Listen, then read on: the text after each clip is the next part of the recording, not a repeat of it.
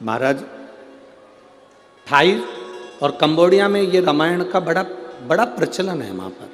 तो राम के रामायण में लिखा, रावण की 3 धर्म पत्नियां थीं, उन 3 धर्म पत्नियों के 7 लड़के थे। 7 लड़कों में एक बहन थी जिसका नाम था स्वर्णमच्छा, जिसको कहते थे स्वर्ण परी। रावण ने अपनी बेटी को बुलाया और बेटी से कहा, बेटी सुन, तू स्वर्ण परी है, मेरी बेटी है, तुझे मालूम है राम नाम लिखे पत्थर तेराए जा रहे हैं और पुल बांधा जा रहा है, कुछ ऐसा कर दे कि वो पुल ना बंधे। स्वर्णमच्छा समुद्र में गई, अपने पिता के शब्द सुनकर पानी में गई और पानी में जाकर उसने अपने समुद्र के अंदर जितने भी, जल के अंदर जितने भी जीव थे उन सबसे कहा, मेरा कहना मानो, इस सारे पत्थरों को उठा उठा कर एक कोने में लगाना चालू कर दो। जैसे ही नल नील पत्थर फेंकते, वो पत्थर जाते, पुल बनकर आधा तैयार हुआ था। आधे पुल का सामान उठाकर सारे के सारे समुद्र के जीव उन पत्थरों को ले जा के छुपा देते। बड़ी आफत खड़ी हो गई। अब जब आफत खड़ी हुई तो लक्ष्मण जी ने, लखनलाल जी ने तुरंत उसी समय पर श्री हनुमंत लाल जी को बुलाया और हनुमंत लाल जी को बुलाकर कहा, श्री हनुमान जी महाराज ये बताओ कि ये पत्थर इतने तेराए जा रहे हैं, इतने पत्थर तेरा रहे हैं, ये पत्थर सब जा कहाँ रहे हैं? इतने पत्थर तेराने के बाद ये कहाँ जा रहे हैं? ये पत्थर कहाँ जा रहे हैं? कहा, महाराज जी पता नहीं ये पत्थर जा कहाँ रहे हैं, ये पत्थर पहुंच कहाँ रहे हैं। अब विचार किया गया कि आखिर ये पत्थर कहाँ जा रहे हैं। हनुमान जी महाराज बस पानी में कूदने ही वाले थे, पानी में कूदने ही वाले थे, इतने में देव अधिदेव महादेव उस समय पर प्रकट हो गए और भगवान शंकर ने कहा, हनुमान तुम्हें कहीं जाने की जरूरत नहीं है, रावण की लड़की है स्वर्णमच्छा, जो कि इस पानी में जाकर जीवों के साथ इन पत्थरों को लेकर एक कोने में एकत्रित कर रही है, इसलिए पुल नहीं बन पा रहा। आप आज्ञा करें मैं क्या करूं, आप आज्ञा करें मैं क्या करूं। तब भगवान शंकर ने कहा, तुम्हें कुछ नहीं करना, केवल तुम्हें करना कुछ नहीं है, केवल एक काम करना, अपनी जो गदा है उसको जल में छुआ देना, केवल जल में छुआ दो। हनुमान जी की गदा का नाम क्या था?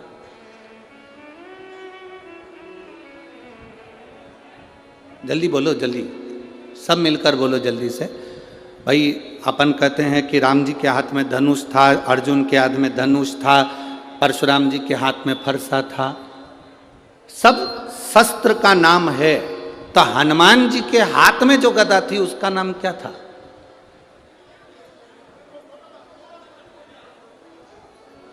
उस गदा में ऐसा क्या था जो हनुमान जी के हाथ में थी? हनुमान जी के हाथ में जो गदा थी उस गदा का नाम क्या था? उसका नाम था कुमोदकी। कौन सी गदा थी वो? जम के बोलो जरा, सबको याद होना चाहिए। कभी कोई प्रश्न करे तो आपके जीवन में वो उत्तर आपके सामने हो। कुमोदकी उस गदा का नाम था जो हनुमान जी के हाथ में थी। उसको कुबेर ने दिया था हनुमान जी, शिव जी के कहने पर। आप केवल उस गदा का स्पर्श समुद्र के जल में कराओगे और स्वर्णमच्छा उस समय पर जैसे ही आपके सामने आकर खड़ी होगी तब आपको कहीं जाने की जरूरत नहीं। उस समय पर स्वर्णमच्छा से आप निवेदन करोगे और अपने पिता के बारे में आप समझाओगे, स्वर्णमच्छा आपके उन पत्थरों को छोड़ देगी। शिव क्या करते हैं? देवाधिदेव महादेव क्या करते हैं? शंकर क्या करते हैं? शिव महापुराण की कथा कहती है, जब जब जीव अटकता है, जब जब जीव परेशान होता है, जब जब जीव कहीं भटक जाता है, तब तुमने जो 1 लोटा जल महादेव को समर्पित किया है, वो जल तुम्हारे सामने मार्ग दिखाने के लिए आ जाता है। वो 1 लोटा जल तुम्हारे सम्मुख में आ जाता है। वो एक लोटा जल तुम्हारे जीवन का सुख प्रदान कर देता।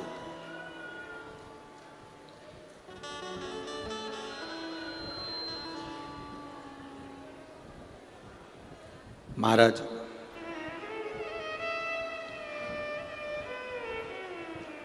कल अपन ने कथा में श्रवण करा था, भगवान शंकर भगवान की धर्मपत्नी माता सती दक्ष प्रजापति के यज्ञ में जाती हैं और उनका शरीर उस यज्ञ की अग्नि में कूद कर उन्होंने अपने प्राणों को त्याग दिया था।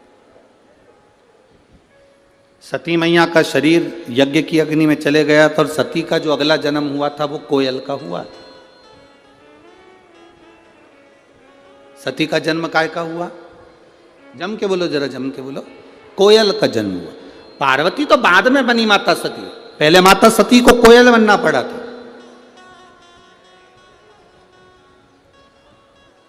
और कोयल बनकर माता सती घूमती रही, भ्रमण करती रही, भ्रमण करती रही। भ्रमण करते करते कोयल बनी माता सती।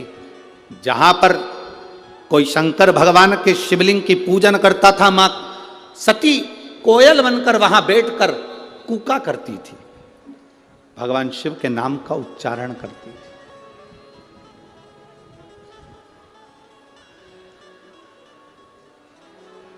अब किसी ने एक प्रश्न किया, गुरुजी भगवान शंकर की पत्नी थी माता सती, तो उनको कोयल तो बनना नहीं था, वो कोयल क्यों बनी? शिव महापुराण की कथा कहती है, जब दक्ष प्रजापति यज्ञ कर रहे थे, अगर सती को प्राण त्यागना था तो कहीं दूसरी जगह जाकर त्यागती, चल जाता, पर सती ने प्राणों को त्यागा तो उस यज्ञ की कुंड की अग्नि में त्यागा। कोई साधु, कोई सन्यासी, कोई तपस्वी, कोई साधक, कोई उपासक, कोई संत, कोई ब्राह्मण, कोई गृहस्थी भी अगर कोई अच्छा कार्य कर रहा है, कोई तुम्हारे नगर में, तुम्हारे गांव में, तुम्हारे क्षेत्र में, तुम्हारे इस परिवार में कोई अच्छा काम कर रहा है, उसमें कभी अड़चन मत डालो। अगर अड़चन डालते हो तो अड़चन डालने वाला एक ना एक दिन पक्षी का जन्म पाता है। पक्षी का जन्म उसको लेना ही पड़ता है।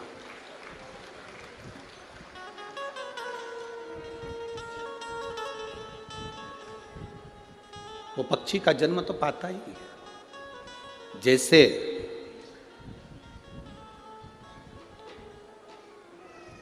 चौरासी लाख योनियों में 20 लाख योनि पेड़ पौधे की है। 84 लाख योनियों में 20 लाख योनि पेड़ पौधे की है। 20 लाख। अब वो 20 लाख योनि पेड़ पौधे की मिली, क्यों मिली? उसका कारण क्या था? किस कारण से मिली?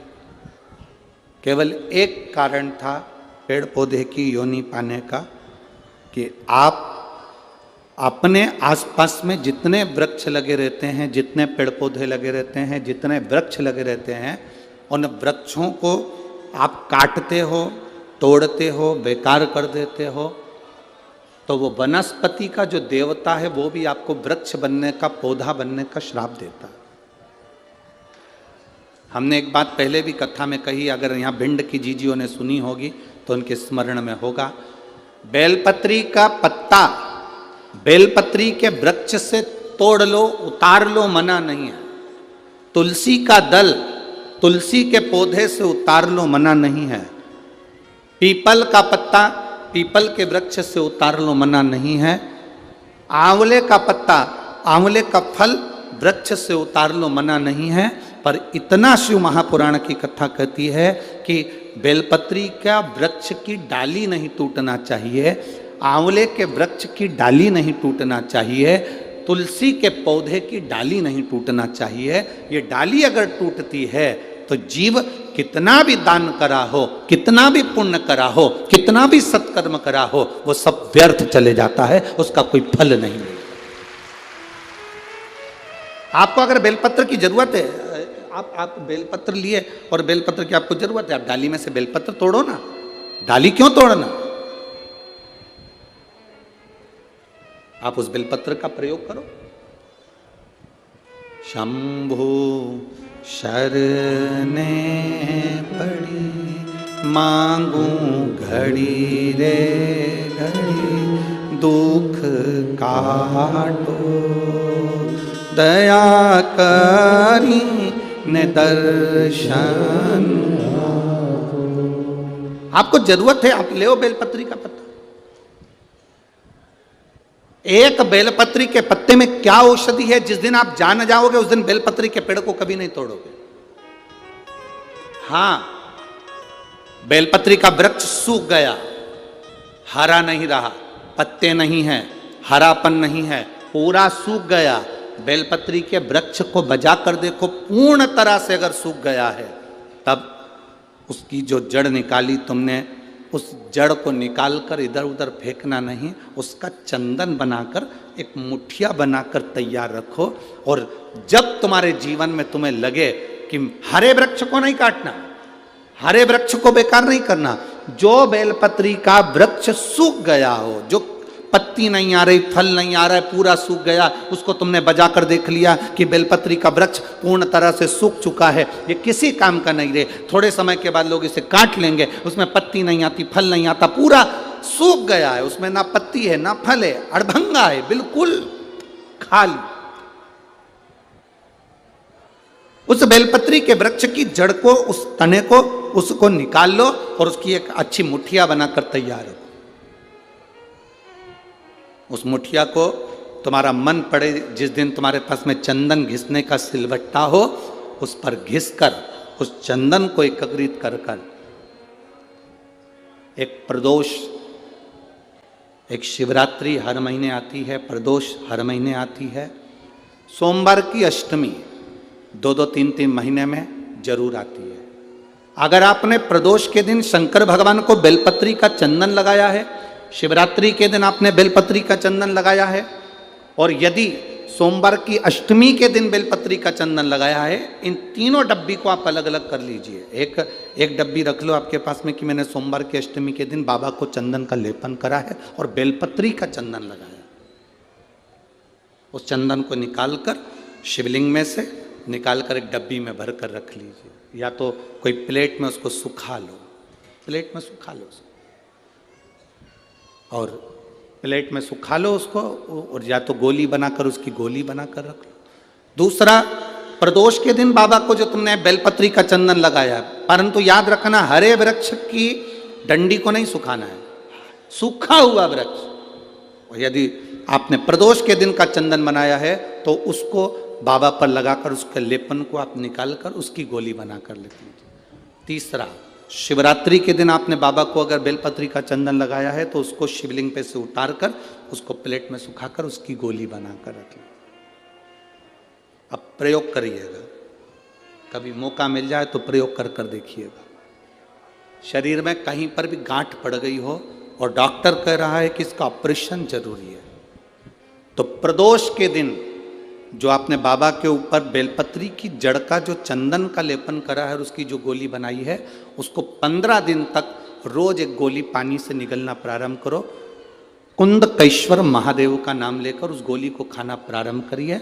आपको 15 दिन के बाद डॉक्टर से जांच कराने के लिए जाइए, गठान धीरे धीरे गलना प्रारंभ हो गई हो, गांठ धीरे धीरे गल रही हो, उसका फल मिलता है। प्रदोष वाली बेलपत्र का चंदन का जो गोली तुमने बनाई उसका फल तुम्हें मिलेगा। अब सोमवार की अष्टमी के दिन का जो चंदन है, बाबा को जो तुमने बेलपत्री का चंदन का जो लेपन करा है, देखिए डॉक्टर हनुमान जी के यहाँ पर ये कथा चल रही है। करने वाला डॉक्टर हनुमान जी हैं, कराने वाले डॉक्टर हनुमान जी हैं, और सुनने वाले डॉक्टर हनुमान जी हैं, और बोलने वाले भी डॉक्टर हनुमान जी हैं। कर लिया वो आपके ऊपर। दूसरे नंबर पर है सोमवार की अष्टमी के दिन का चंदन, जो आपने बेलपत्री के जड़ को घिसा है। फिर कहूँगा, इस बात को विशेष बार बार कह रहा हूँ कि हरे पेड़ को मत काट लेना, हरे पेड़ को नहीं। जो पेड़ पूरी तरह से सूख गया, ना पत्ती ना फल, उसको बजा कर देख लो कि ये पेड़ पूरा सूख चुका है, तब उस पेड़ की जड़, जो जिसको लोग काट कर ले जाने वाले हैं, बाहर फेंकने वाले, उसकी जड़। दूसरे नंबर पर है सोमवार की अष्टमी के दिन आपने जो बाबा को लेपन करा है, बेलपत्री की जड़ का चंदन बनाकर लेपन करा है, उसकी जो गोली है, अगर बच्चा 8 साल का हो गया, 9 साल का हो गया, 10 साल का हो गया और वो गंदगी कर रहा है, बिस्तर पर गंदगी कर रहा है, सुसु कर रहा है, या अचानक उसको भय हो जाता है या किसी ना किसी तरह से उसको रोग ग्रसित हो जाता है, उस बच्चे को भी आप छोटी सी गोली हफ्ते में केवल एक बार, जो सोमवार की अष्टमी के दिन जो आपने चंदन का लेपन करा है, हफ्ते में एक बार उस गोली को बच्चे को पीस कर पानी के साथ देना प्रारंभ करो। आपको धीरे धीरे उस बच्चे में आनंद की अनुभूति हो जाएगी, गंदगी नहीं कर सकता। अब तीसरे नंबर पर है शिवरात्रि के दिन जो हमने बाबा को बेलपत्री के चंदन का लेपन करा है। शिवरात्रि के दिन, शिवरात्रि के दिन हमने बाबा को जो बेलपत्री का चंदन का लेपन करा, उस चंदन की गोली, कभी डॉक्टर कह दे कि तुम्हारे रीढ़ की हड्डी में गैप हो गया है, तुम्हारी पीछे की जो रीढ़ की हड्डी उसमें गैप हो गया है, या आपकी जो हड्डियां हैं वो कमज़ोर हो गई हैं, या घुटने की हड्डी कमज़ोर हो गई है, कुर्सी पर बैठना पड़ रहा है, तो उस समय पर हफ्ते में 2 बार जो तुमने शिवरात्रि के दिन बाबा को चंदन का लेपन करा और उसकी जो गोली बनाई, वो हफ्ते में 2 बार आप उस बेलपत्री के चंदन की गोली को लेना प्रारंभ करो। रीढ़ की हड्डी में जो गैप होगा वो भराना प्रारंभ हो जाएगा। शिव तत्व है। हमने गोली का क्यों बोला? हम बोल रहे थे कि चंदन को तुम बस ऐसे ही चाट लो, पर गोली इसलिए कि वो सूख जाएगी तो वो आपके काम में आराम से आ सकती, सूख नहीं। चंदन का ले,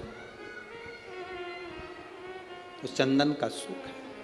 महाराज बोल बम का नारा है, सारी समस्या का हल, शिव की भक्ति हमारा एक आनंद, शंकर की एक भक्ति का। सती मैया स्वयं सती, सती मां।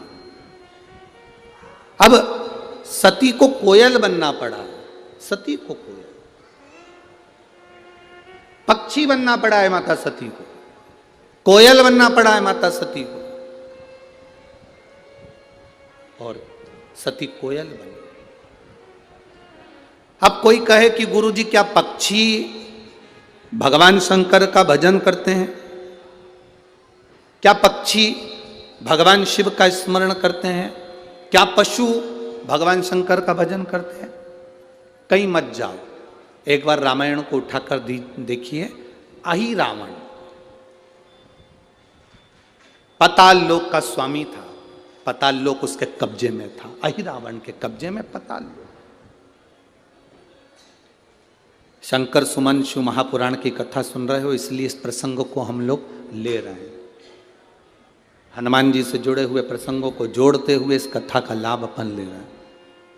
क्या पशु पक्षी भगवान शिव का भजन करते हैं? क्या पशु पक्षी भगवान शंकर को जल चढ़ाते हैं? क्या पशु पक्षी भगवान शंकर का गुणगान करते हैं? क्या पशु पक्षी भगवान शिव की स्तुति करते हैं? कोई एक देवता का नाम बता दो जिस देवता का नाम पशु से जुड़ा हुआ हो। केवल एक ही देव है, वो देव अधिदेव महादेव है, जिसको पशुपति नाथ कहा जाता है, जो पशुओं का भी देवता है, जिसको पशुपति नाथ कहते हैं, जो पशुओं का भी देवता, पशुओं का।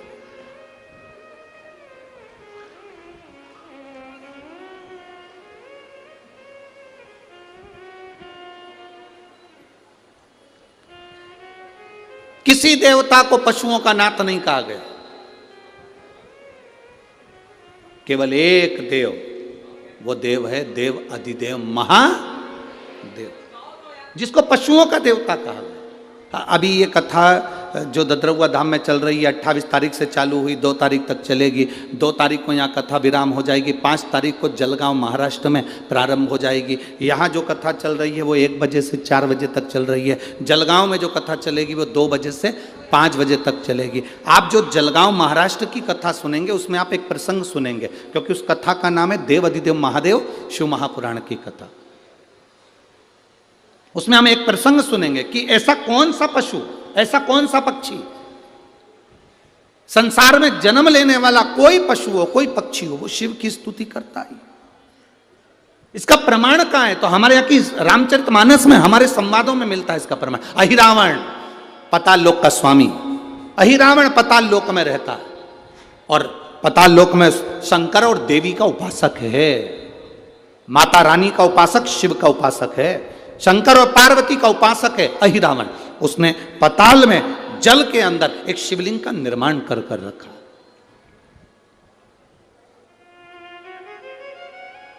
पाताल में एक शिवलिंग का निर्माण कर रखा है, जिस शिवलिंग की वो स्तुति करता है।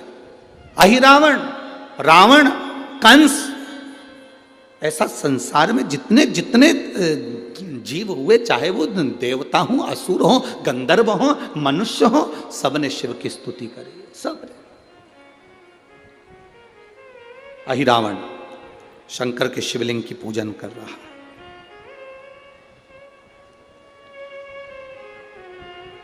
शिव के शिवलिंग की स्तुति कर रहा है।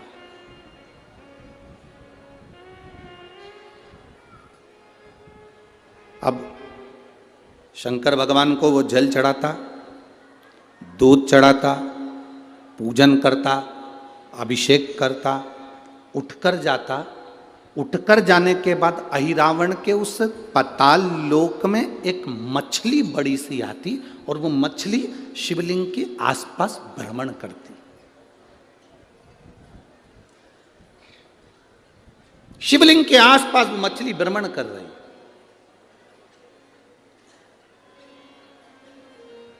ये बात अहिरावण को नहीं मालूम कि मैं शंकर भगवान का शिवलिंग का पूजन कर कर उठता हूं और वहां एक मछली आकर जल में घुमा करती है।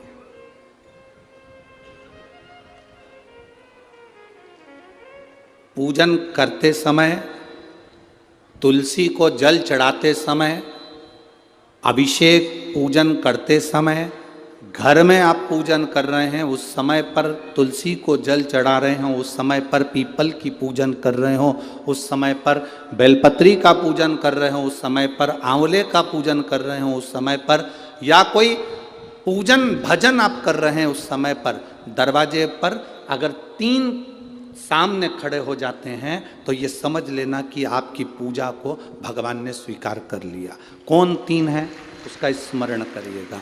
पहला, पूजन करते समय, भगवान की आराधना करते समय अंदर मंदिर में अपने घर में बैठकर आप भगवान निहला रहे हैं, भगवान की पूजन कर रहे हैं, अर्चना कर रहे हैं, सेवा कर रहे हैं, माला जाप कर रहे हैं, पूजन अर्चना कर रहे हैं, तुलसी को जल चढ़ा रहे हैं, उस समय पर 3 का दर्शन अगर आपको हो जाता है, आपके दरवाजे पर अगर आ जाते हैं तो आपका समझ लेना पूजा स्वीकार हो गया। पहले नंबर पर पूजन करते समय दरवाजे पर गौ माता आकर खड़ी हो जाए, समझ लो तुम्हारा पूजन सफल हो गया।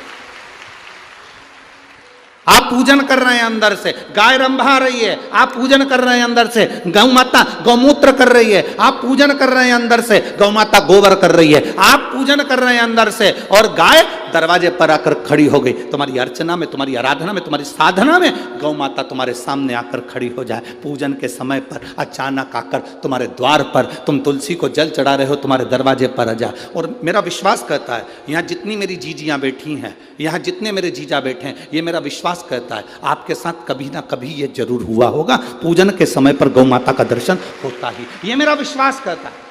और ये कब होता है? जिस दिन आपका चित्त, मन, वृत्ति भगवान में रमी हो। चाहे तुम राम जपो, हनुमान जपो, शिव जपो, तुम्हारी मर्जी पड़े वो जपो। तुम देवी की भी पूजन कर रहे हो, किसी की देवता की पूजन कर रहे हो, कुल देवता की पूजन कर रहे हो, दिल से कर रहे हो, तो ये 3 का अगर दर्शन हो जाए तो कार्य सफल है। पहला, जम के बोलो, गौ माता।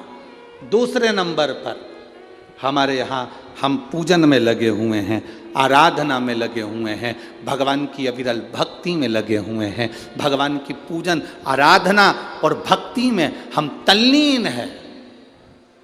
और दूसरे नंबर पर उस पूजन करते समय पर तुम्हारे घर की बहन बेटी तुम्हारे दरवाजे पर आ जाए तो समझ लो पूजन सफल हुआ है।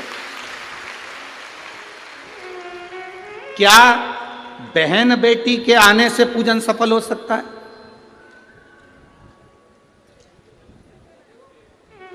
कहां लिखा हुआ है महाराज जी?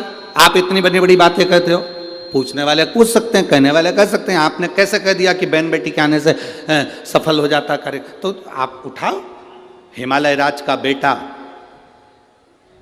बाणासुर से दोस्ती कर लेता, माता पार्वती का भाई बाणासुर से दोस्ती कर लेता है, और दोस्ती कर लेता है तो उसके चुंगल में फंस जाता है, बाणासुर के चुंगल में। भाई संकट में आ जाता है। आज हिमालय राज और मैनावती दोनों बैठकर भगवान की आराधना कर रहे थे, इतने में पार्वती का आगमन हो जाता है। पार्वती ने आते से ही देखा, पिताजी आप आराधना कर रहे हो, पूजन कर रहे हो, किस लिए, क्यों? मैनावती ने कहा तेरा भाई संकट में घिरा हुआ है। पार्वती ने कहा क्यों चिंता करते हो, क्यों चिंता करते हो? पिताजी मैं आई हूं ना, चिंता मिटा दूंगी, चिंता मिटा दूंगी, आप चिंता ना करें। क्या हुआ? बाणासुर तेरे भाई को कष्ट दे रहा। बेटी पार्वती ने संकल्प ले लिया, उस बाणासुर का अंत मैं करूंगी। ना भगवान ब्रह्मा बाणासुर को मार सके, ना भगवान कृष्ण बाणासुर को मार सके। बाणासुर की कन्या भगवान कृष्ण के पास में, वहां उनके पौत्र के पास में गई, भगवान कृष्ण का युद्ध बाणासुर के साथ हुआ, 1000 भुजा, तो बाणासुर को भगवान कृष्ण नहीं मार सके। बाणासुर को न नारायण मार सके, न ब्रह्मा मार सके, बाणासुर को न शंकर मार सके, क्योंकि शिव ने तो वर दिया था, बाणासुर को केवल मारा है। कोई तुमसे पूछे कि सियोर वाले महाराज ने कहा कि बहन बेटी के पूजन करते समय अगर बहन बेटी आ जाती है, पूजन करते समय हमारे घर की बहन बेटी, तुम्हारे कुल की बहन बेटी, तुम्हारे घर की बहन बेटी तुम्हारे दरवाजे पर आ गई, भले तुम उसको कुछ दो मत दो, पर बहन बेटी अगर तुम्हारे पूजन के समय पर तुम्हारे क्यों आप लोगों के ऐसा नियम है कि नहीं हमको नहीं मालूम। हमारे यहाँ तो ऐसा नियम है कि जब भी घर में कोई बड़ा आयोजन होता है, शादी होती है, फंक्शन होता है, कोई उद्यापन होता है, कोई चीज़ बड़ी करते हैं, तो सबसे पहले फ़ोन बहन बेटी को लगाते हैं कि हमारी बहन हमारे यहाँ आए, हमारी बेटियाँ, हमारी नंदे हमारे यहाँ आए, हमारी बुआ हमारे यहाँ आए। अब पूछोगे गुरुजी ये प्रसंग बहन बेटी को बुलाने का तो भगवान कृष्ण के यहां से चालू हुआ।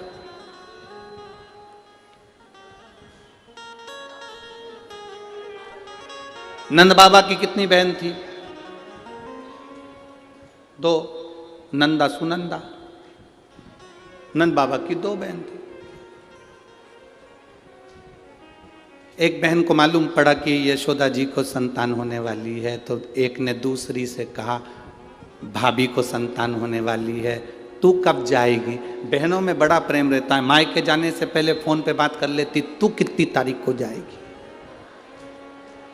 वो बोलती है कि मैं इतनी तारीख, तो मैं थोड़ा सा बाद में आ जाऊंगी, तू चली जाना फिर मैं आ जाऊंगी। अब भाभी को कोई नहीं है संभालने वाला, तो जापा तो अपने को ही संभालना पड़ेगा, डिलीवरी तो अपने को ही देखना पड़ेगी। एक काम कर, 15 दिन पहले तू संभाल लेना, 15 दिन बाद मैं संभाल लूंगी। हाँ ठीक है। नंदा सुनंदा दोनों ने आपस में बात कर ली कि भाभी को संतान हो तो तू चल।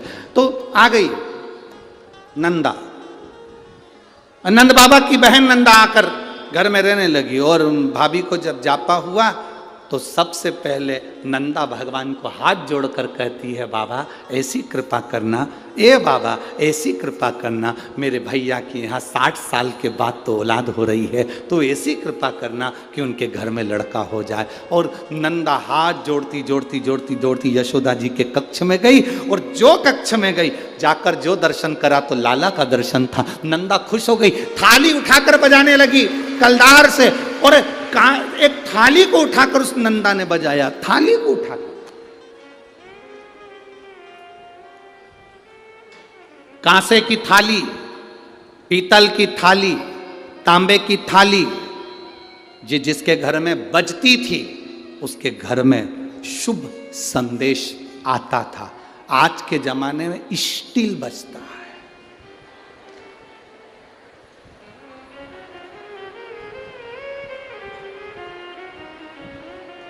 अब तो स्टील भी गया, प्लास्टिक,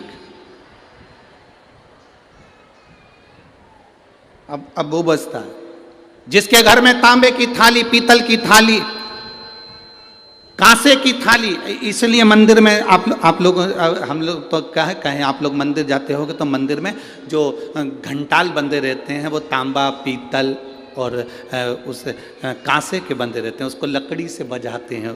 क्यों बजाते हैं? उसका कारण क्या है? उसका कारण क्या है? जितने लोग आरती में सम्मिलित होते हैं, तांबा पीतल कांसा मंदिर में इसलिए बजाया जाता है, जितने लोग आरती में आए हैं इनके घर में खुशियां प्रवेश कर जाए, इनके घर में भी आनंद की अनुभूति हो जाए। अब आजकल के ज़माने में तांबा पीतल कांसा बजाते नहीं हैं। आज के ज़माने में तो जरा सी देर में बस बच्चा हुआ है, सूचना मिल गई, बैंड बाजा बजवा दो, ढोल नगाड़े बजा। नंदा ने थाली बजाई थी और फिर आवाज आई थी, नंद घर आनंद, नंद घर आनंद भयो। फिर आवाज आई, लाला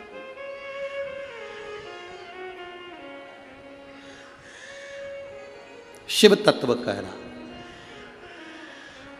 पूजन करते समय, भजन करते समय, स्मरण करते समय, आराधना करते समय, भगवान को भजन करते समय, तुलसी को जल चढ़ाते समय, अगर ये 3 का आना तुम्हारे दरवाजे पर हो जाए, समझ लो तुम्हारा पूजन सार्थक हो गया, तुम्हारा भजन सार्थक हो गया। भजन सार्थक।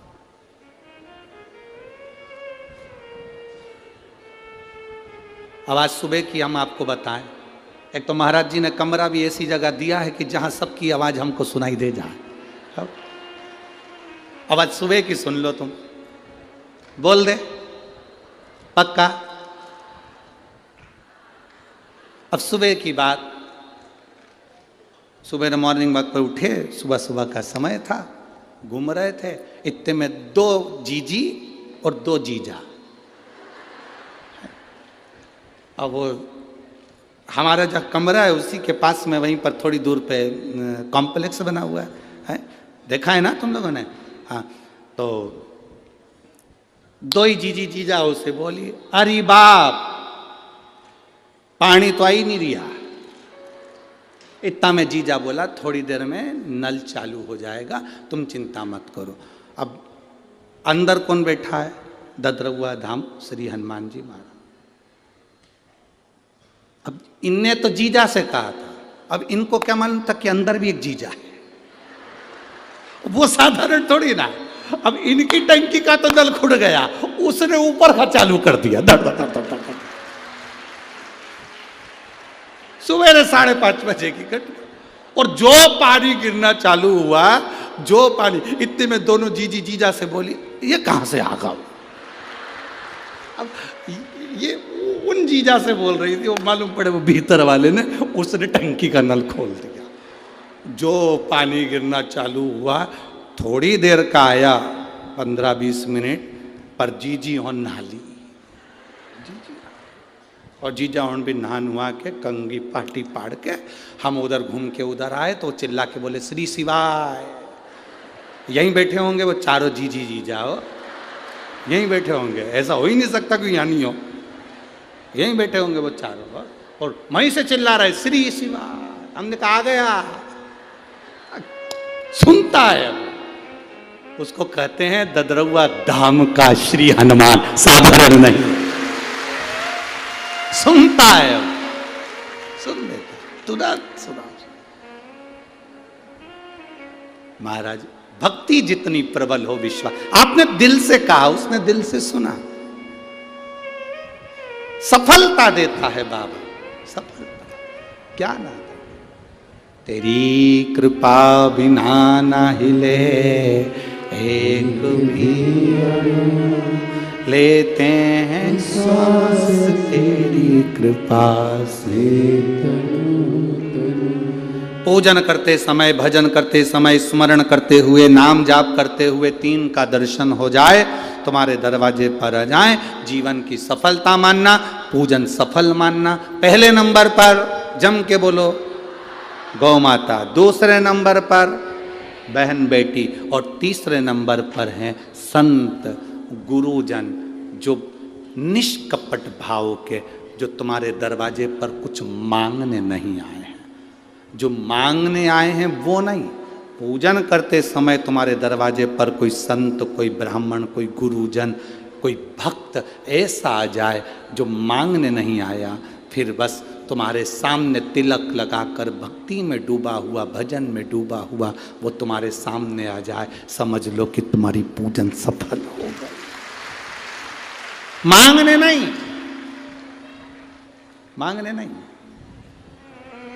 केवल आया, भजन गाया, सीताराम कहा, हर हर महादेव कहा, श्री शिवाय नमस्तुभ्यम कहा, जय श्री हनुमान जी कहा और वो अपना चले गया। तुम्हारे दरवाजे पर मांगा नहीं उसने। असली संत तुम्हारे दरवाजे पर गुरुजन, ब्राह्मण जन, भक्त जन, कोई भगवत प्रेमी तुम्हारे दरवाजे पर दर्शन हो जाए पूजन के समय पर, समझ लो कि उसने स्वीकार कर लिया, उसने स्वीकार कर लिया। अहिरावण शिवलिंग की पूजन करता है, चले जाता है, एक मछली शिवलिंग के आसपास घूमती रहती है। अहिरावण जो जल चढ़ाता है, अहिरावण जो दूध चढ़ाता है, अहिरावण जो पदार्थ चढ़ाता है, मछली उसको ग्रहण कर लेती है।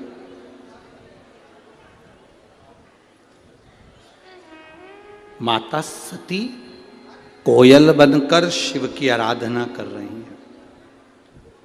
एक मछली शिवलिंग के आसपास घूमकर पाताल लोक में शंकर की आराधना कर रही है। एक मछली।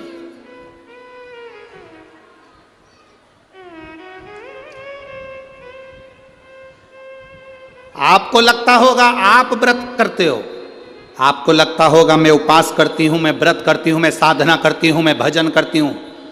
कभी अंदाजा लगा कर देखना, शास्त्रों में प्रवेश कर कर देखना, हमारे यहां के पशु पक्षी भी व्रत करते हैं। हमारे यहां के पशु पक्षी भी व्रत करते हैं, साधना करते हैं, उपास करते हैं। ये भारत की भूमि कोई साधारण भूमि है। भगवान शिव से अपने हृदय से प्रार्थना करते हैं। देखिए, जैसे आपको छींक आती है तो पड़ोसी नहीं छींकता। छींकता है क्या? छींकना किसको पड़ता है? जम के बोलो जरा, अपने आप। खांसी चली तो क्या पड़ोसी खांसेगा? अरे बोलो तो रे, नहीं। किसको खांसना है? अपने आप। भूख लगी तो भोजन किसको करना पड़ेगा? पड़ोसी को कि अपने को? अपने। नींद आ रही है तो सोना किसको पड़ेगा? पड़ोसी को कि अपने को? अपने। खांसना अपने को है, छींकना अपने को है, सोना अपने को है, खाना अपने को है। तो दुख आप पर आया है तो कोई दूसरा नहीं मिटाएगा, मिटाना भी खुद को पड़ेगा, भगवान शंकर की भक्ति कर कर। सियोर वाला महाराज नहीं मिटाएगा, ये बिल्कुल अंदाजे से निकले। ये मत सोचना कि सियोर वाले महाराज के पास में जाएंगे तो दुख मिट जाएगा। ना ना ना, सियोर वाले महाराज का दुख तो खुद भोलेनाथ मिटाता, तो तुम्हारा दुख क्या सियोर वाला मिटाएगा? तुम्हारी भक्ति, तुम्हारा भजन, तुम्हारा कीर्तन, तुम्हारा मंत्र जाप, तुम्हारा स्मरण, तुम्हारा चढ़ाया गया एक लोटा जल, शंकर भगवान के मंदिर में करी गई सेवा तुम्हारा दुख मिटाएगी, कोई दुनिया में नहीं मिटा सकता। इस भ्रम में मत रहिएगा कि कोई तुम्हारा दुख मिटाएगा। खांसी तुम्हें चली है तो खांसना तुम्हें है, छींक तुम्हें आई है तो छींकना तुम्हें है, नींद तुम्हें आई तो सोना तुम्हें है, भूख तुम्हें लगी तो भोजन तुम्हें करना है। दुख तुम पर आया, कर्म की गति के अनुसार ये दुख संसार में सब पर आता है। राम जी पर दुख आया तो उन्होंने खुद आगे रहकर मिटाया, भगवान कृष्ण पर दुख आया तो उसमें वो खुद आगे रहकर अपने दुख को मिटाया। भजन बढ़ाओ, स्मरण बढ़ाओ, तुम्हारी भक्ति बढ़ाओ, शिव के प्रति प्रेम बढ़ाओ। क्या पशु पक्षी भजन करते हैं? मछली घूम रही है अहिरावण के यहाँ, अहिरावण उठकर चले जाता है, मछली शिव जी के आसपास में जो चढ़ाया गया सामान था वो मछली उस पदार्थ को ग्रहण कर लेती है। उस मछली ने पदार्थ को ग्रहण करा। एक दिन अहिरावण कहीं चले गए। बहुत विशेष कथा है शिव महापुराण की, शायद आप लोगों ने सुनी ना सुनी वो हमको नहीं मालूम, और बहुत ध्यान लगाकर सुनोगे तो उस कथा का रसतत्व आपको प्राप्त हो। ददरौआ धाम सरकार के इस पवित्र आनंद में ये कथा चल रही है, आप भाव से सुनो।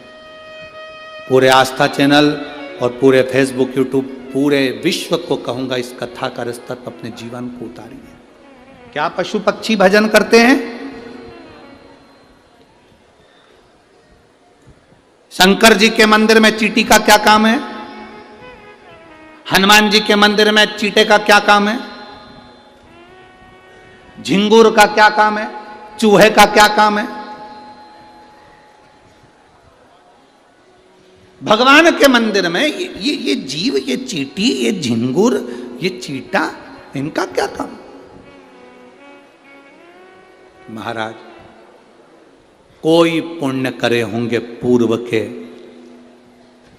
अपने कर्म को भोगते भोगते भोगते चींटी का जन्म मिल गया। चींटी बनकर किसी भगवान हनुमान जी के, राम जी के, शंकर जी के मंदिर में चली गई, और जाने के बाद उनका प्रसाद मुख में गया तो चींटी की योनि के बाद में झिंगुर की योनि होती है, वो योनि नहीं मिली। चींटी की योनि के बाद भगवान का प्रसाद पाते पाते मनुष्य की योनि में चली गई। डायरेक्ट वो योनि प्राप्त हो गई, डायरेक्ट।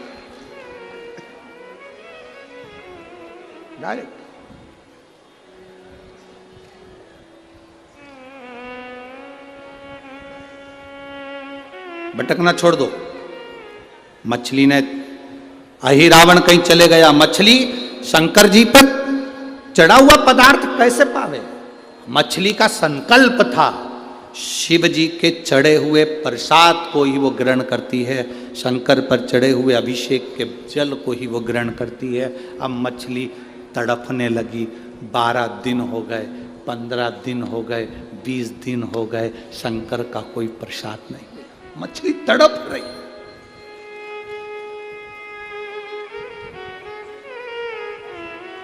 आपको केवल आपकी चिंता है, आपको केवल आपकी चिंता है, मेरे विश्वनाथ को पूरे विश्व की चिंता है। मेरे विश्वनाथ को पूरे विश्व की चिंता है।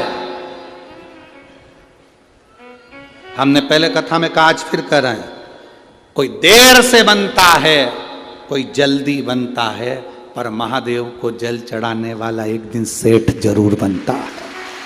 खाली उसको शंकर भगवान के चढ़े हुए जल का आचमन करा है, वो खाली नहीं जाएगा। शंकर भगवान पर बेलपत्र चढ़ाई है, वो खाली नहीं जाएगा। आप ददरौआ धाम आए हैं, बालाजी का दर्शन करें, हनुमान जी का दर्शन करें, वो खाली नहीं जाएगा।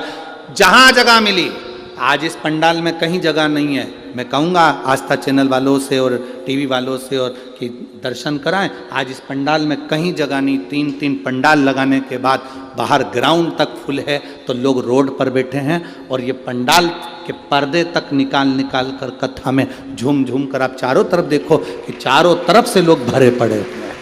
कहाँ जगह? लोग रोडों पर, आप टीवी के माध्यम से, एलईडीओं के माध्यम से देखिए, पूरे ग्राउंड में कहीं जगह नहीं पांव रखने। रोडों पर लोग बैठे हुए। कहां बैठे? कोई लेट बनता है, कोई जल्दी बनता है। महादेव को जल चढ़ाने वाला एक दिन सेठ जरूर बनता है।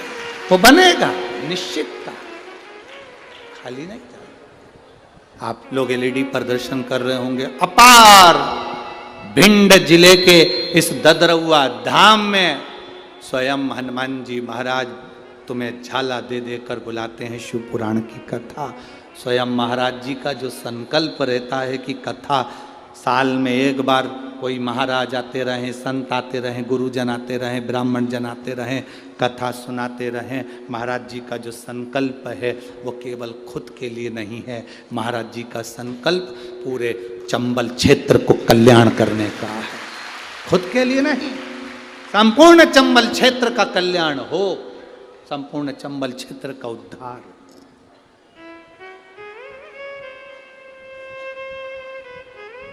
तो फिर कहेंगे शिव महापुराण की कथा में वीआईपी बनकर मत जाना री जी जियो। शंकर की कथा में कभी तुम दूसरी जगह जाना तो भले वीआईपी बन जाना, राम कथा में जाओ वीआईपी बन जाओ, भागवत में जाओ वीआईपी बनो, गीता जी में जाओ वीआईपी बनो, मंदिर दर्शन करने जाओ वीआईपी बनो, मना नहीं, पर शंकर की कथा में वीआईपी बनकर मत जाना, बाबा का भक्त बनकर, उसके सेवक बनकर जाना, तो वो पल्लू भर भर कर देकर भेज देगा। कोई वीआईपी नहीं, कोई भी, उसका सेवक बनकर जाओ, उसके भक्त बनकर जाओ।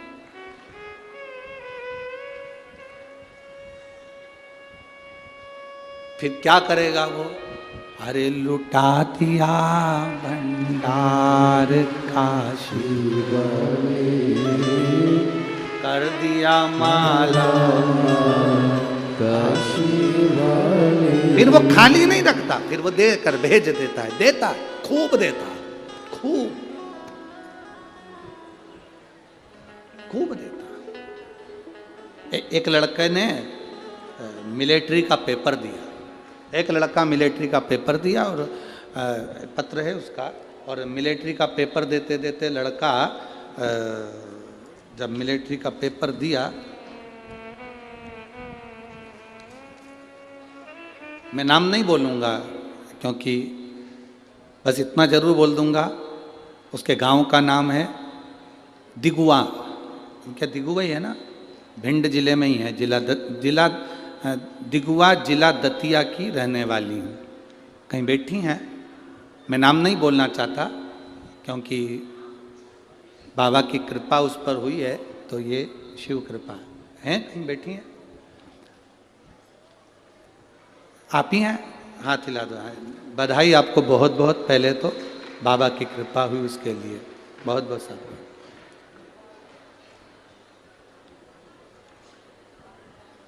पत्र दिखाओ पर नाम ना दिखाओ, ठीक है?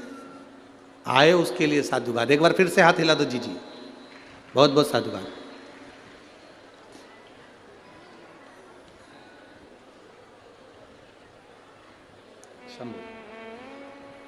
मैं दिगुआ जिला दतिया की रहने वाली हूं गुरुदेव। पंडाल की कथा का फल बताना चाहती हूं और शिव भगवान पर चढ़ाए गए जल का फल बताना चाहती हूं। मेरा बेटा आर्मी की नौकरी के लिए अप्लाई करा, एक बार नहीं हुआ, दो बार नहीं हुआ, तीसरी बार उसका अप्लाई किया। अब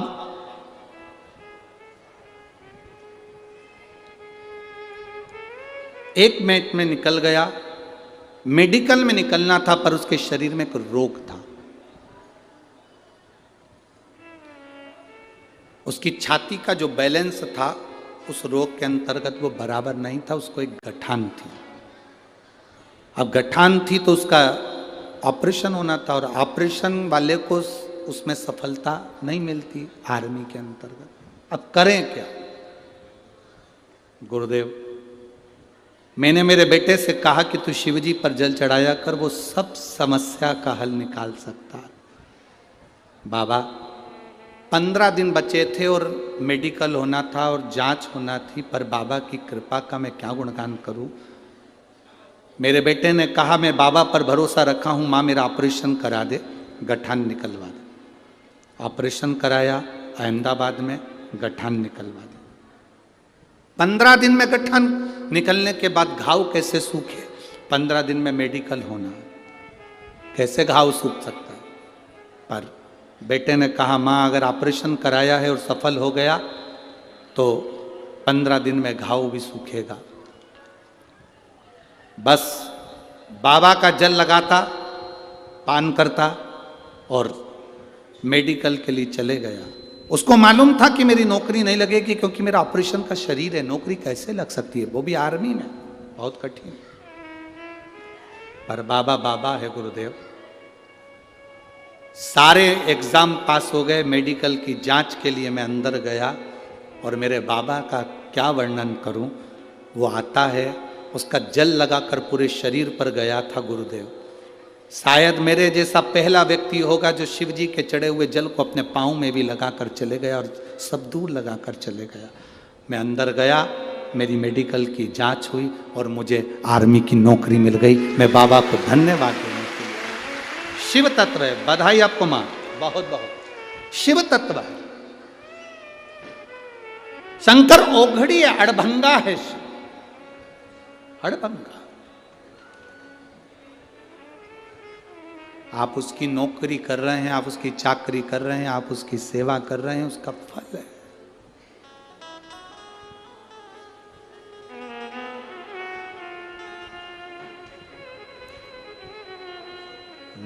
मेरे भोले तेरा सहारा है,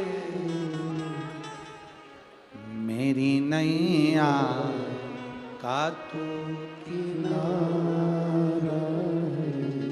मेरी जीजियों, मेरे जीजाओं, मेरी बेटियों, मेरे बेटाओं, एक बात का स्मरण रखना, आपकी भक्ति जितनी प्रबल होगी, मेरा शंकर तुम्हारे को छोड़ेगा नहीं। जिस हाथ से तुम शंकर जी को जल चढ़ाते हो, वो हाथ मरते दम तक मेरा महादेव नहीं छोड़ता।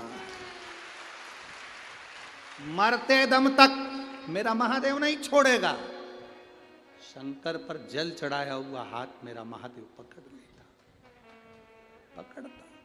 मछली ने संकल्प ले लिया कि मैं चढ़ा हुआ जल ही, जो शिव जी पर चढ़ाया गया जो जल है, शंकर पर अभिषेक का जो पदार्थ है, शिव जी पे चढ़ाया गया अभिषेक की जो सामग्री, वो लेते हैं, अभिषेक की। अब मछली नियम ले रही है। अहिरावण के जाने के, अहिरावण चले गया, 15 दिन तक अहिरावण नहीं आया, मछली तड़प रही है। मछली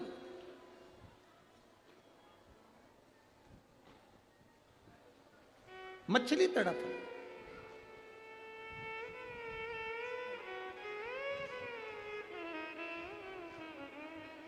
मछली, अब मछली का तड़फन, मछली का तड़फना, तड़प।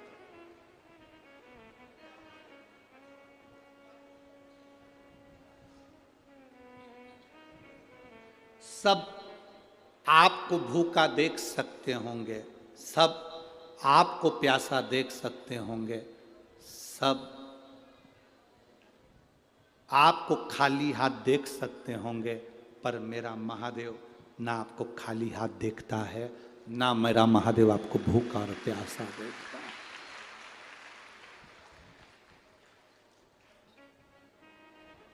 शिव महापुराण की कथा में शंकर स्वयं अविरल है, अविरल। शिव शिव है, ओघड़ी ओघड़ी है। मछली तड़प रही थी।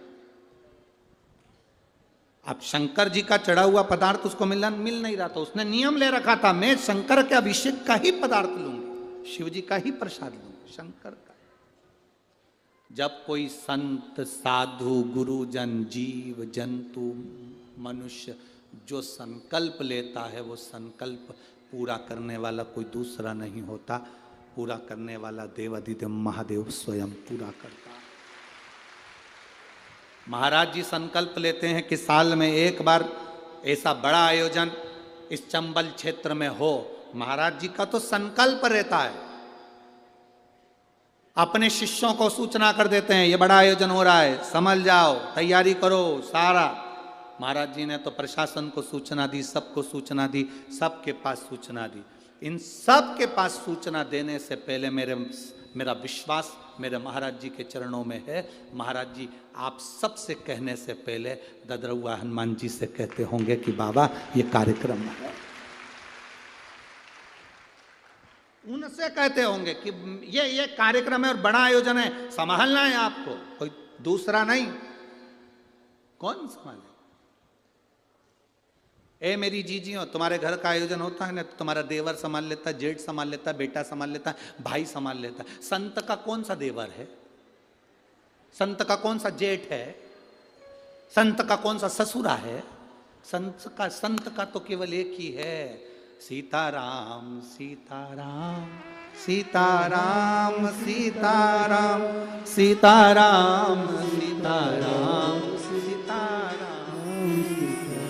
जब कोई समस्या आती है, संत उसी समय माला पकड़ कर बैठ जाते, सीताराम सीताराम। अब इनको टेंशन नहीं है, टेंशन किसको? राम जी सीता जी से बोले, जा वो 1000 गौशाला की गौशाला बनी है, वहां भंडारा चल रहा है, सीता तू अन्नपूर्णा संभाल ले, मैं कथा संभाल लूंगा।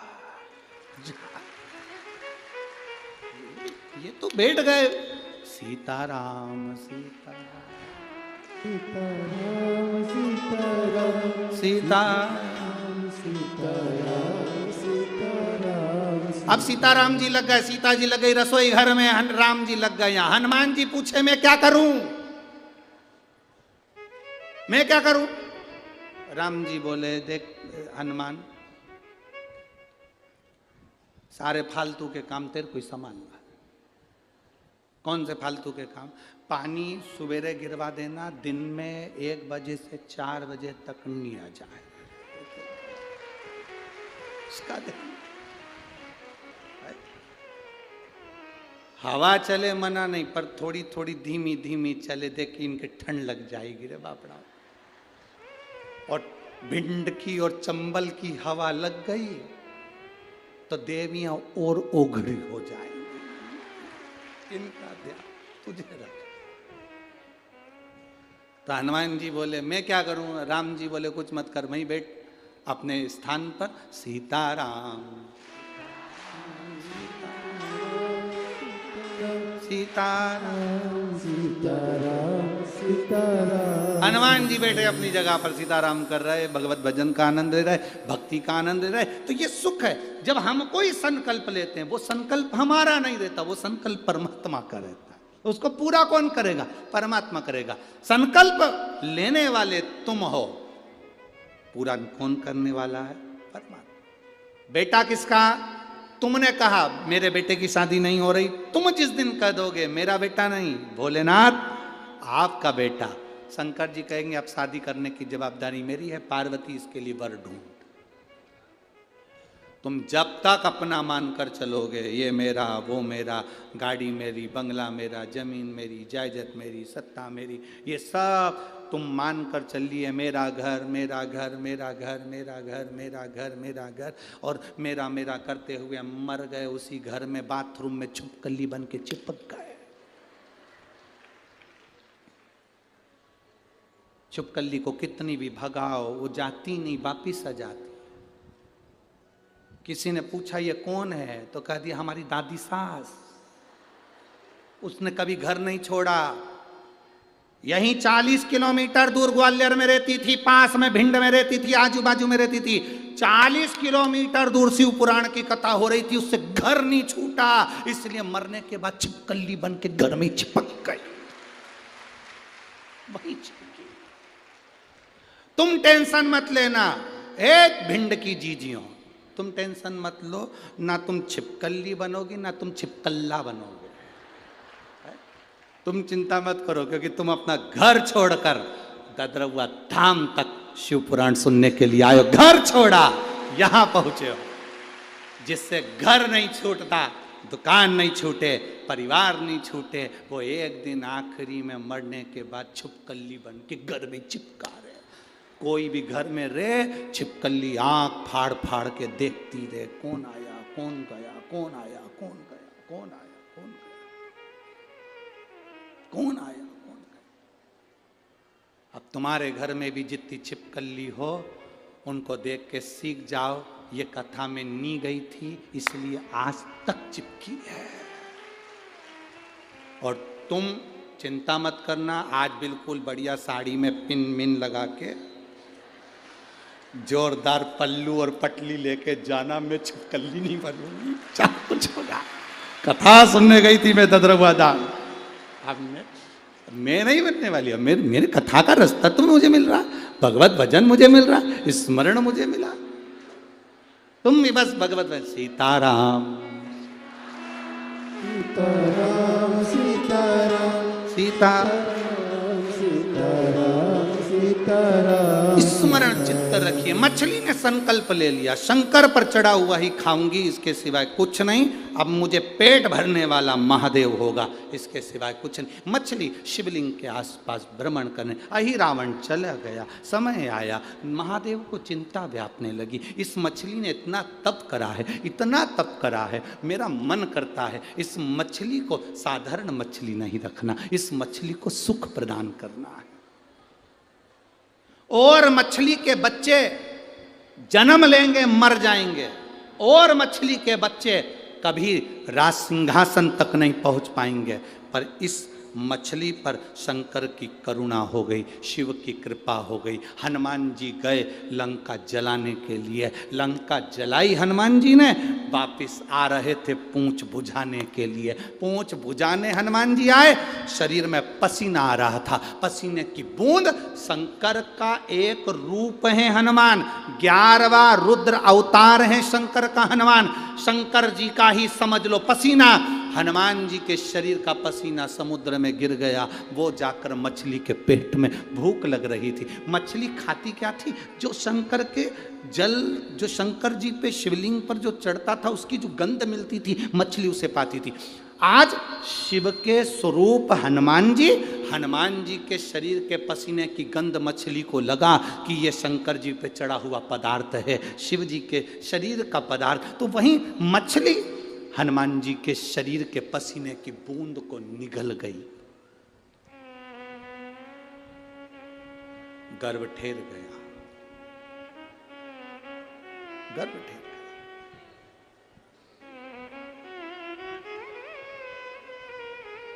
अब आप सबने कथा आगे की तो सुनी है ना। एक बेटा जन्म लिया, अहि रावण आ गए, मछली पकड़ी गई, अहि रावण के सामने मछली का पेट फाड़ा गया। एक बेटे ने जन्म लिया, मकरध्वज, एक बेटे ने जन्म लिया। छोटे से बेटे को अहि रावण के पास लाया गया। ये बच्चा है, मछली के उदर में से निकला है, क्या करना है? बड़ा करो इसको, पाल पोस के बड़ा करा। नीचे का भाग उस बच्चे का मछली का था और ऊपर का भाग बंदर का था, मकरध्वज। मकरध्वज नीचे से मछली का भाग था, ऊपर से बंदर का भाग था। दरवाजे का द्वारपाल बना दिया। पर शिव को जल चढ़ाने वाला, शंकर का चढ़ा हुआ जल पीने वाला, शंकर की भक्ति करने वाला क्या दरवाजे का द्वारपाल बनेगा?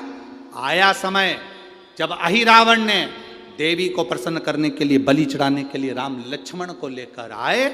हनुमान जी उन्हें ढूंढते ढूंढते पताल में चले गए। पताल में गए, दरवाजे पर खड़े हुए उस मकरध्वज को देखा। मकरध्वज से हनुमान जी की गदा का स्पर्श हो गया। मकरध्वज बोल दिया, आप मेरे पिता हो। पूरी कथा सुना दी।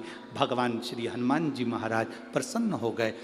अहि रावण को मारकर राम लक्ष्मण को लेकर जाने लगे।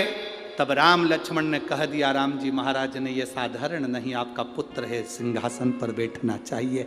शंकर की कृपा से इस मछली का पुत्र राज सिंहासन पर बैठेगा और पताल लोक का मकरध्वज का अधिपति बना दिया। पताल लोक का अधिपति सिंहासन पर विराजमान किया गया। शंकर भगवान पर चढ़ाने वाला जल, फिर वही बात आ गई, कोई लेट बनता है, कोई देर से बनता है, कोई जल्दी बनता है। महादेव को जल चढ़ाने वाला एक दिन सेठ जरूर, खाली ना जाए। शिव की भक्ति कभी खाली नहीं जाती, शंकर की भक्ति खाली जा ही नहीं सकती। महाराज, जैसे सलाह और सहयोग, ये दो शब्द अलग अलग है। ये दो शब्द अलग अलग हैं। कौन कौन से शब्द हैं? बोलो जरा जम के बोलो। पहले नंबर पर सलाह, दूसरे नंबर पर सहयोग। सलाह और सहयोग ये दो शब्द अलग अलग हैं। इन दोनों में बहुत अंतर है, जमीन आसमान का अंतर है। सलाह और सहयोग ये दो शब्द अलग अलग हैं, दोनों में जमीन आसमान का अंतर है। दोनों में अंतर ये है कि सलाह और सहयोग, सलाह देने वाले ढेर सारे मिल जाते हैं, पर सहयोग देने वाले ढेर सारे नहीं मिलते, ढेरों में एक या दो मिल पाते। सलाह देने वाले तो ढेर सारे मिलेंगे आपको, कोई भी राय दे जाएगा आपको, कोई भी बता जाएगा आपको, कोई भी ज्ञान दे जाएगा आपको, चलते फिरते ज्ञान दे जाएगा आपको। राम जी के पास में सलाह देने वाले कम थे, सहयोग देने वाले ज़्यादा थे, और रावण के पास में सहयोग देने वाले कम थे, सलाह देने वाले ज़्यादा थे। रावण के पास जितने मिलते थे सलाह देने वाले मिलते थे। किसी ने कहा बंदर आ रहे हैं, बानरों की सेना आ रही है, सलाह देने वाले ने सलाह दे दी, चिंता मत करो अपन उन सबको खा जाएंगे। अरे पकड़ोगे तो खाओगे ना।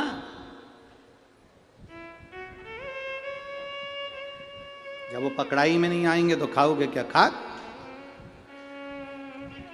सलाह और सहयोग में अंतर है, जमीन आसमान का अंतर है। सलाह देने वाले ढेर मिलेंगे। आप बैठे हो, आपका हाथ दुख रहा है, आप किसी से कह दो साहब मेरा हाथ दुख रहा है, पट्टा मान लो, एक्सरसाइज करो, हाथ से थोड़ा सा यूं करो, उंगली को ऐसे ऐसे हिलाओ, हाथ ऊंचा करो, नीचा करो, ऐसा करो, वैसा करो।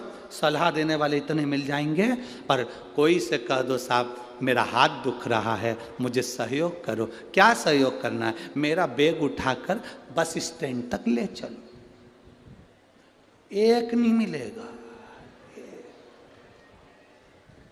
ओ भाई हमसे तो नहीं उठे, हमारा तो खुद हाथ दुख रहा, तो अभी तो सलाह दे रहे थे। सलाह देने वाले ढेर मिल जाएंगे, एक से बढ़कर एक सलाह देते हैं लोग, बहुत जोरदार जोरदार देते हैं। सलाह देने वालों की कोई कमी है क्या? रावण को सलाह देने वाले ढेर सारे थे, सेना आ रही है घबराओ मती, सब अपन नोच नोच कर खा जाएंगे। बंदरों की सेना ऐसी तो अपन खाते रहे।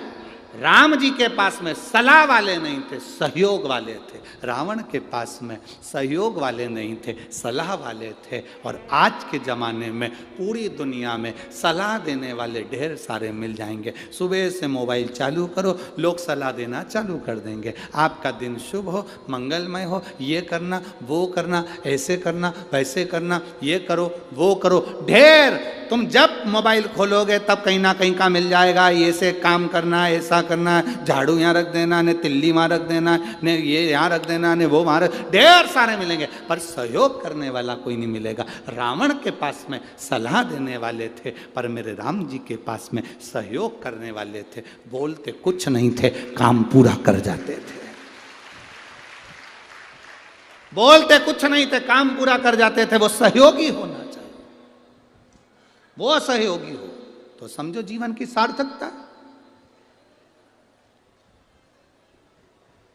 यदि सहयोगी नहीं तो जीवन की सार्थकता नहीं। सहयोग देने वाले चाहिए महाराज, तब तो श्रेष्ठता है। भाव से, दिल से आप किसी को सहयोग करो, ये सुंदरता है। ददरुआ धाम की पवित्र भूमि पर आप कथा सुनने के लिए आ रहे हो, बन सके अपनी जिंदगी में आप किसी का पानी पिला रहे हो, मुंह झूठा करा रहे हो, किसी को बिस्कुट खिला रहे हो, किसी को भोजन करा रहे हो, किसी को कुछ सहयोग कर रहे हो। इतनी बड़ी भोजनशाला ददरुआ धाम में जो भंडारा भोजन चल रहा है, इतनी बड़ी भोजनशाला सारी दुनिया में कहीं नहीं चलती जो ददरुआ धाम में चल रही है। आपका एक अंश भी अगर ददरुआ धाम में जा रहा है, एक रुपया भी उस भोजनशाला में, भंडारे में एक अनाज की बोरी भी जा रही है, तो वो तुम्हारी जीवन की सार्थकता है। किसी प्यासे को पानी पिला रहे, भूखे को भोजन कर रहे, वो तुम्हारी जीवन की सार्थकता, वो तुम्हारी सिद्धता है। भगवान ने अपने भक्तों के लिए अपने दिल में, अपने हृदय में एक स्थान बना रखा।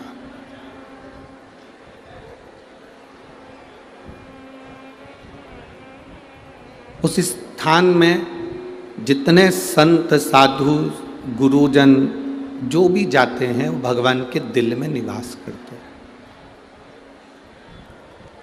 किसी ने एक प्रश्न किया, गुरुजी जैसे हम आंवले का अचार डालते हैं, नींबू का अचार डालते हैं, केरी का अचार डालते हैं, मिर्चा का अचार डालते हैं, क्या ऐसा भगवान भी अचार डालते हैं?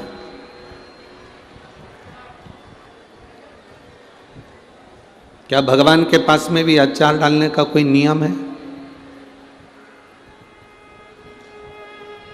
हम मिर्चा का अचार डाल रहे हैं, हम नींबू का अचार डाल रहे हैं, हम केरी का अचार डाल रहे हैं, हम आंवले का अचार डाल रहे हैं। क्या भगवान भी अचार डालते हैं? क्यों नहीं डालते? आप अच्छे अच्छे केरी को छाट कर, अच्छे अच्छे नींबू को छाट कर, अच्छे अच्छे आंवले को छाट कर, अच्छी अच्छी मिर्ची को छाट कर एक बरनी में डालते हो, मसाला डालते हो, तेल डालते हो और अचार बना लेते हो।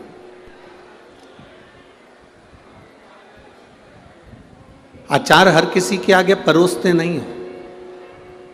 जो तुम्हारा प्रिय है उसकी थाली में तुम अचार दे देते हो, वो अचार खाता है। कोई चाट रहा है, किसी को मसाला अच्छा लगता है, किसी को फाँक अच्छी लगती है, किसी को अचार का तेल अच्छा लगता है, वो चाट रहा है। जैसे अचार की बरनी में अचार को भरा जाता है और वो अचार संभाल कर रखा जाता है और किसी किसी को दिया जाता है, उसी तरह मेरे भोलेनाथ, मेरे नारायण, मेरे ब्रह्मदेव, मेरे राम, मेरे कृष्ण ने अपने हृदय में, अपने दिल में एक बरनी ऐसी रखी है जिसमें भक्तों को, संतों को, साधुओं को प्राण छोड़ने के बाद जब वो जाते हैं उनको उस बरनी में रख लेते हैं, उस बरनी में रखते हैं। अचार की बरनी में रखते हैं, अपने दिल की बरनी में रखते हैं और जब जरूरत पड़ती है तब वो अचार दिया जाता है। और अचार की एक फाँक निकाल कर फेंकी जाती है, दी जाती है, फिर वो अचार लोग चाटना चालू करते हैं। इस भिंड जिले में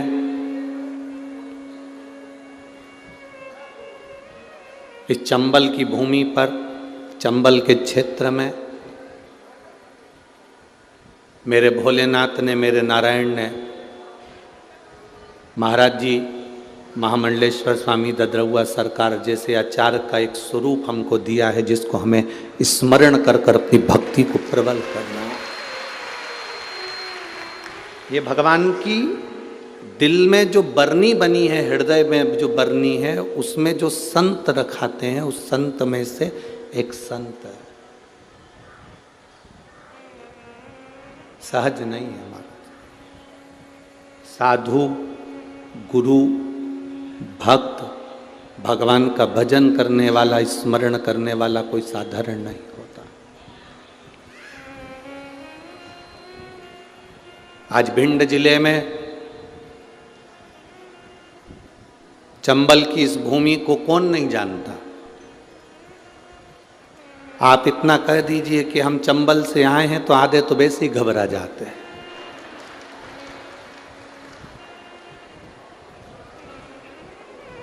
बस इतना कह दिया ना आपने कि हम चंबल से आए, उतने में लोग घबरा जाते। जरा विचार करना, 27 वर्षों से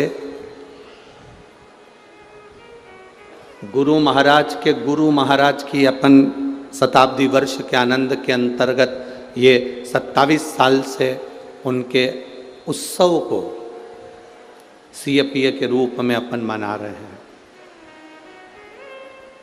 27 साल से तो ये मना रहे हैं, और उसके पहले जब गुरुजी यहाँ रहे होंगे, स्वामी जी संत महात्मा यहाँ रहे होंगे और उन्होंने जो बालाजी की, श्री हनुमंत लाल जी की सेवा करी होगी, सीताराम सरकार की सेवा करी होगी, तो विचार करिएगा इस संपूर्ण चंबल की भूमि में जब चारों तरफ लोग भय से होंगे, तब एक संत इस भूमि पर बैठकर जब हनुमान जी और राम जी की तप साधना करता होगा तो ये भूमि कितनी पवित्र होगी। और उस स्थान पर महाराज जी का बैठना और ये भगवत भजन करवाना,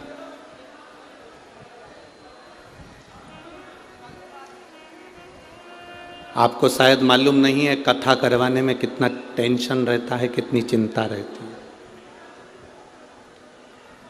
एक कथा करवाने में कितनी चिंता रहती है, कितना टेंशन रहता है। इतने भगत आएंगे, किसी को कोई परेशानी नहीं होना चाहिए। इतने भगत आएंगे, भोजन करेंगे। इतने भगत आएंगे, इनको रुकाना पड़ेगा। इतने भगत आएंगे, इनके लिए व्यवस्था करना पड़ेगा। कितनी व्यवस्था करना पड़ती।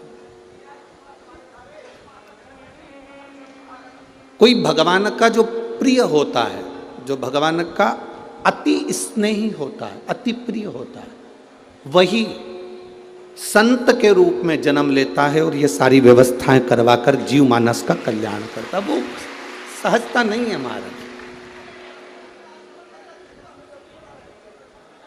सहजता नहीं है। और तेरी कृपा बिना ना हिले एक भी अणु, लेते हैं श्वास तेरी कृपा से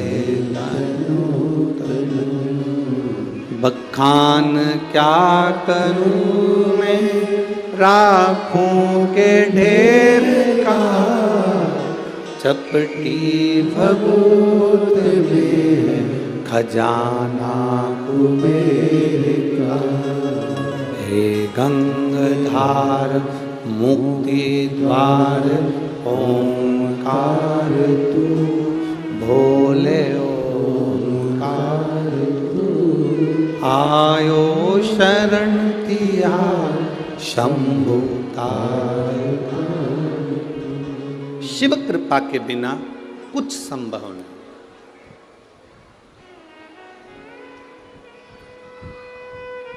अगर राम नाम लिखे पत्थर तेराए जा रहे हैं, राम जी महाराज को लगा कि यह समुद्र पार कैसे उतरा जाए, तो सेतु बांधा गया। भगवान शंकर की शिवलिंग की पूजन करी गई और पूजन करने के बाद उससे निर्णय निकला, पूजन से निर्णय निकला। आप शंकर भगवान को एक लोटा जल चढ़ाने के लिए जाते हो, प्रतिदिन जाते हो, तो तुम्हारे को कुछ ना कुछ निर्णय मेरा भोलेनाथ जरूर देता। शिव को जल चढ़ाने का निर्णय संसार के लोगों को जरूर मिल। एक पत्र आया, हम ज़्यादा पत्र आज पढ़े नहीं क्योंकि थोड़ा भीड़ था, इसलिए पत्र नहीं पढ़ पाए, पर 2 पत्र हमने पढ़े हैं। उन 2 पत्रों में एक पत्र किसी ने लिखा है, उन्होंने अखबार का फोटो भी यहाँ लगाया। ज़्यादा पत्र तो आज हम पढ़े नहीं हैं।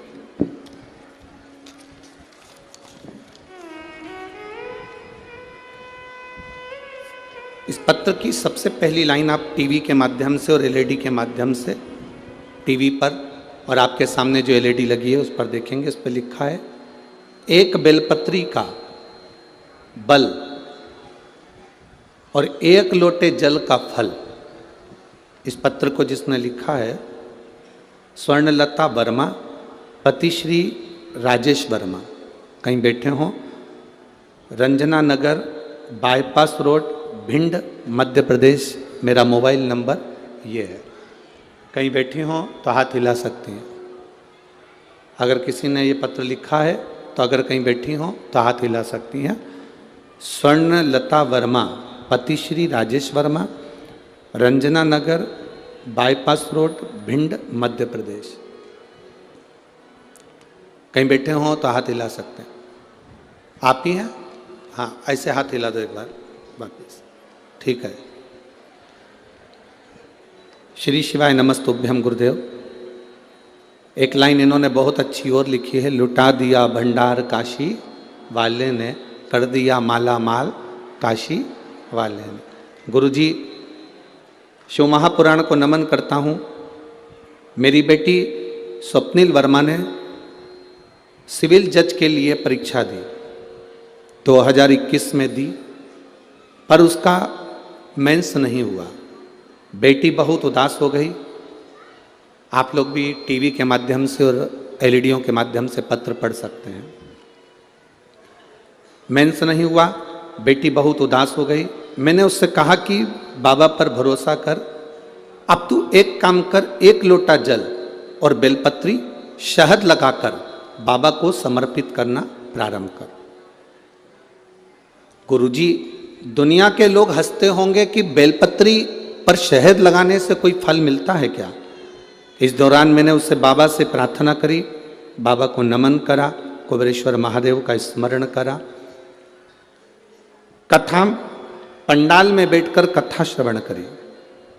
दुनिया के लोग कहते हैं गुरुजी पंडाल में बैठकर कथा सुनने का फल क्या होता है? कोई मुझसे पूछे कि मैंने कथा सुनी अग्रवाल धर्मशाला में जाकर सीहोर में, और पशुपति नाथ का व्रत किया, बाबा का क्या बखान करूं गुरुदेव। मेरी बेटी ने पुनः फिर परीक्षा दी और 18 फरवरी शिवरात्रि के दिन बिटिया का रिजल्ट आ गया और मेरी बेटी 25 सितंबर को जज बन गई और उसको पोस्टिंग मिल गई। मैं बाबा को यहाँ नमन करने आया हूँ। आज मेरी बेटी जज बनी है और वो शिव की कृपा से, श्री हनुमंत लाल जी की कृपा से, बाबा की कृपा से बनी है। मैं बहुत बहुत नमन करता हूँ। एक बार हाथ हिला दीजिए। श्री शिवाय नमस्तुभ्यम। बधाई आपको बहुत बहुत, आपकी बिटिया को जज बनने की बधाई हो। बैठिए। शिव तत्व किसको कहते हैं? एक लोटा जल भगवान की भक्ति का गुणगान, भगवत भजन खाली नहीं जाता।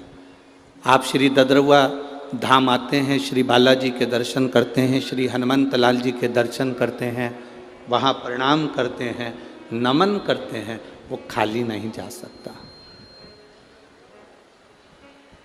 इस पवित्र भूमि पर बैठकर आप भगवत भजन कर रहे हैं, वो खाली नहीं जा सकता। इतने संतों का आपको दर्शन हो रहा है, इतने गुरुजन का, इतने ब्राह्मण जन का आपको दर्शन हो रहा है, ये खाली नहीं जा सकता।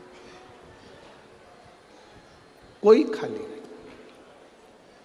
ए मेरी भिंड की जीजियों और मेरे जीजाओं, भले आपका बैग छोटा हो, आपका झोला छोटा हो, आपका पल्लू छोटा हो, पर मेरा महादेव बहुत मोटा है, देने में कमी नहीं रखता है। वो देता है तो इतना देता है। देवता देते हैं पल्ला झाड़ के, और महादेव देता है छप्पर फाड़ के। वो सहजता में नहीं देता, वो देता है तो ऐसा देता है कि उसमें तुम्हारी भक्ति बस मूल है, तुम्हारा विश्वास मूल है।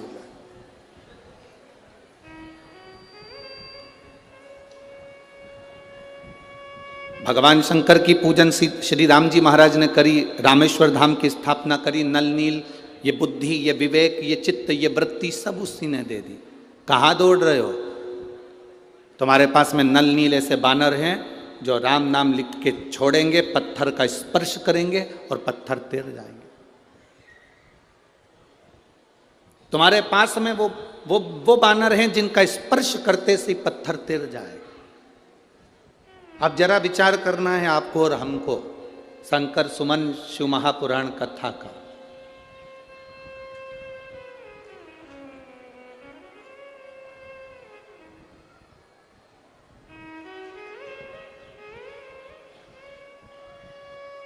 ये हमारे जीवन की पहली ऐसी कथा है जिस कथा का नाम हमने नहीं रखा है।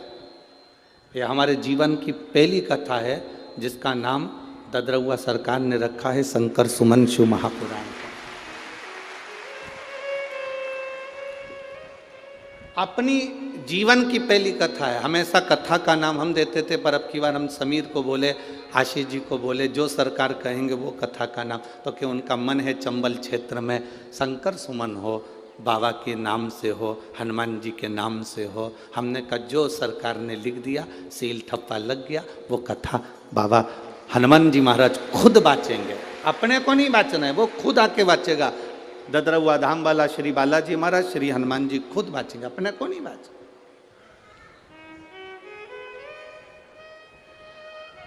शिव कृपा जब होती है तब जीवन का एक आनंद प्रकट होता है।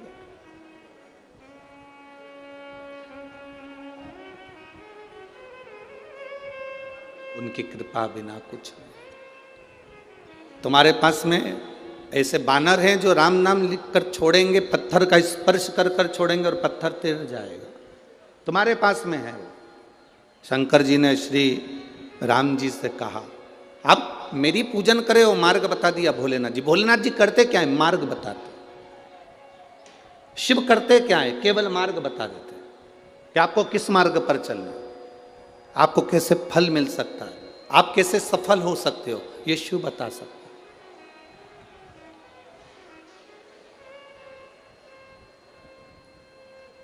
अब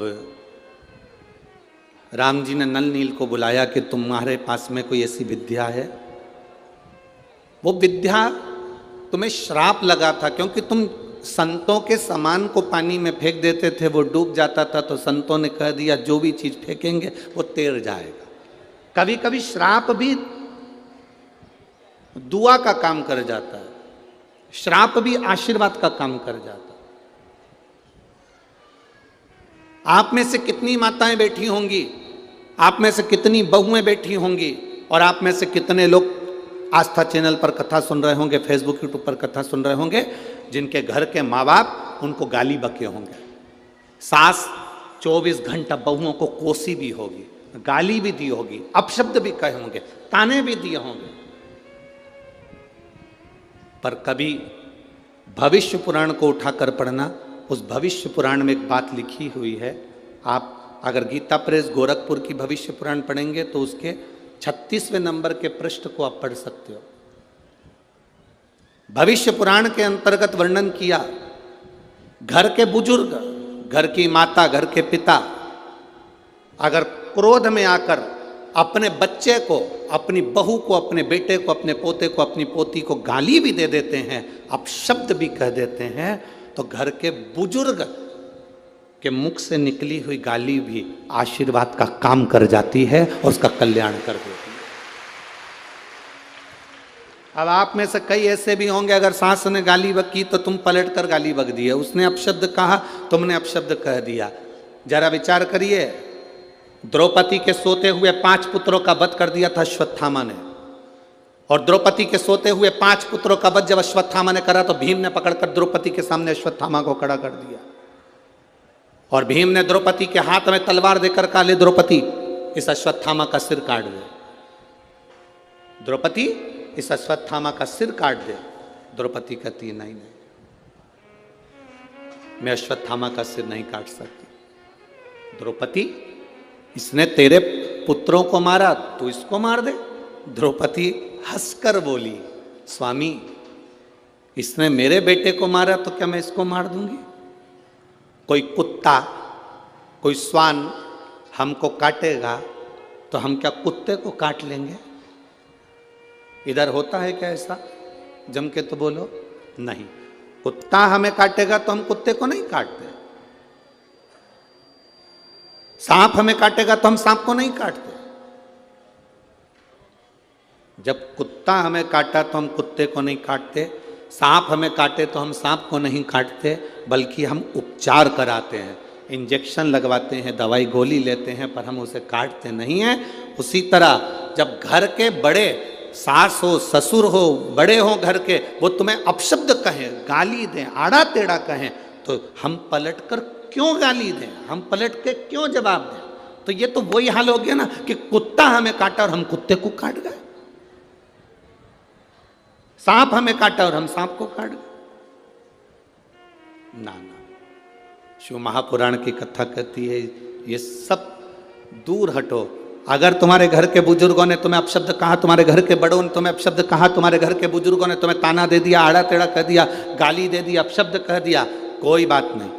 घर के बुजुर्गों की गाली भी, अपशब्द भी कभी कभी हमारे जीवन को मार्ग बना देती है। ये नल नील के साथ हुआ। नल नील को श्राप दे दिया संतों ने।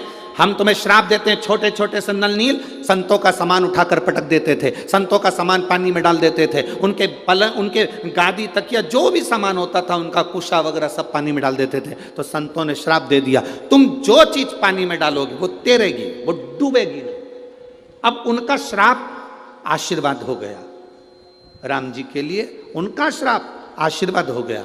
और आशीर्वाद यह हो गया कि वो राम नाम लिखे पत्थर फेंके गए और वो तैरने लगे।